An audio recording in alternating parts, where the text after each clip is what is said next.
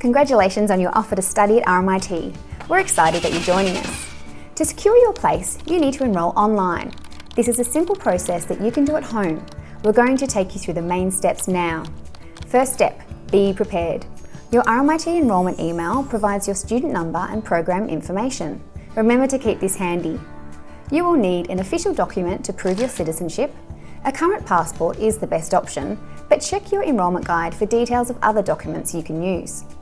If you're planning on deferring your fees to a help loan, you'll also need your tax file number. If you're enrolling in a Commonwealth supported place, you must complete an electronic Commonwealth Assistance form on the government ECAF system before you can enrol.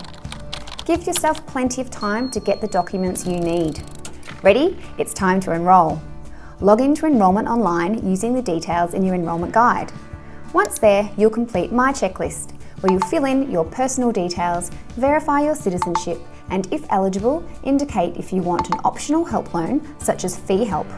Don't forget to apply after you enrol. Then it's time to add your classes for semester 1 and 2, and that's it. You're now an RMIT student.